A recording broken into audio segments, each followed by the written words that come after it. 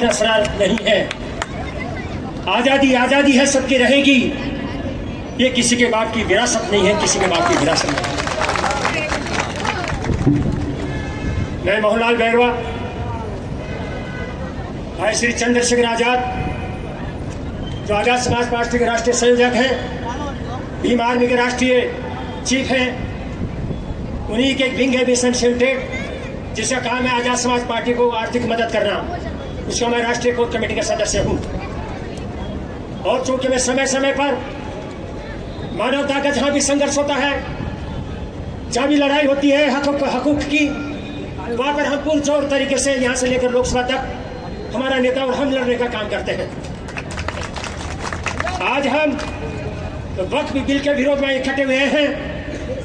मैं आगाह करना चाहता हूं दिल्ली सरकार को, इस भरी दोपहर के अंदर आपको शर्म आनी चाहिए। इन बहनों को और इन भाइयों को भूख प्यास से तड़पते हुए यहाँ पे इकट्ठा होना पड़ा और अपनी आवाज को आपके बहने गूंगे कानों तक पहुंचने का काम करना पड़ रहा है। आप लोग, मैं कहूंगा, आप लाशों के सौदागर हैं। काला कानून, कृषि काला कानून जब थोपा आपने, 800 किसानों को शहीद होना पड़ा। यहां पर जब जातिगत आरक्षण की बात आती है तो 75 दूसरों की आपने आहुतियां ले ली। हरियाणा के अंदर 30 जाटों की आपने आहुतियां ले ली। और समय समय पर आप इस देश के जमहूरियत के अधिकारों और खत्म करने की बात करते हैं। एक तरफ आप वक्त बिल ला करके भारतीय मुस्लिम भाइयों की भावना के खिलाफ काम कर रहे हैं, तो दूसरी तरफ आप दलितों के हक और अधिकारों को समाप्त करने की बात कर रहे हैं।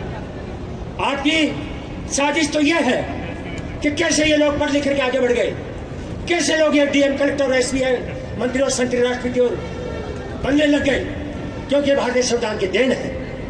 ये भारतीय संविधान की देन है कि आज मोहनलाल बैरवा आपके सामने अपनी आवाज बुलंद करने का काम कर रहा है, क्योंकि हमें अधिकार देता है अपनी बात रखने का। भारतीय जनता पार्टी सरकार ने अलग अलग तरीके से अलग अलग समुदाय को मारने की साजिश रची। जैसे वक्त बिल के तहत मुस्लिम भाई के हक और अधिकार छीनने की बात करते हैं। एक तरफ राम मंदिर के अंदर एक भी अनुसूचित जाति, जनजाति और पिछड़ा वर्ग का ट्रस्टी नहीं है, वहीं पे वक्त बिल के अंदर कहते हैं कि यहाँ पर जो गैर मुस्लिमों को भी ट्रस्टी बनाया जाना चाहिए, सदस्य बनाया जाना चाहिए। आप बोध गया के अंदर जहाँ पे बौद्धों का कब्जा होना चाहिए था, वहां पे आपने ब्राह्मणों को बैठा रखा है, तो बौद्ध धर्म पे कब्जा करने की आप साजिश कर रहे हैं। अभी जब बॉम्बे के अंदर जैन मंदिर तोड़ा गया था, मैं माफ कर रहा, मेरे जो जैन भाई कोई है तो बुरा न माने, लेकिन पहले आप बहुत मजाक उड़ाते थे, लेकिन जब बॉम्बे के अंदर जैन मंदिर का अतिक्रमण के नाम पे उसको तहस किया गया, तब आपको समझ में आ जानी चाहिए कि यह सरकार आपके भी पक्ष में नहीं है।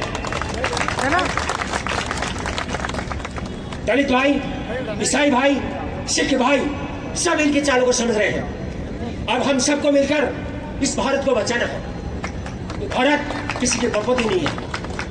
जाके देख लीजिए इंडिया गेट के ऊपर शहीद, जो शहीद होने वाले में सबसे बड़ा नाम किसका है? वह 65,000 मुस्लिम भाई का नाम है। किसी शर्मा जी का, किसी सिंह साहबकारी का किसी का नाम नहीं है। जब देश आजाद हो रहा था तो इस देश के मुस्लिम, सिख और दलितों ने और पिछड़े वर्ग के लोगों ने बहुत बड़ी तादाद में बलिदान दिया था। लेकिन जहां जो सत्ता पे काबिज है, इन्होंने कभी नाखून भी नहीं कटवाया देश की आजादी के लिए। और मैं आपको बताना चाहता हूं कि आखिर ये काम कर क्यों रहे हैं। मेरी बात को ध्यान से सुनिएगा आप लोग। 1940 में गोवलकर जी आरएसएस के सरसंघचालक थे। उन्होंने किताब का नाम लिखा है बंच ऑफ थॉट। पढ़े लिखे लोग उसको नोट कर लीजिएगा। उस किताब का नाम है bunch of thought. Bunch of thought में उन्होंने लिखा है कि अंग्रेजों से मुझे ऐसी कोई आजादी नहीं चाहिए जिसमें मुस्लिमों को, दलितों को, पिछड़ों को किसी प्रकार के संवैधानिक अधिकार दिए जाएं, भले ही मुझे 1000 साल तक अंग्रेजों की गुलामी हो करनी पड़े। जब इनके पुरखों की सोच ये है तो कैसे आपका भला चाहेंगे? इसका एक ही हल है दोस्तों, हिंदू, मुस्लिम, सिख, ईसाई, गरीब, अमीर, दलित, शोषित, पीड़ित सब एक हो जाओ और आने वाले चुनाव वोट की ताकत पर इनका सब पत्ता साफ करो। इनको मुक्ति भाई प्रयागराज में मिले जाकर। जय भीम, जय भारत, जय संविधान।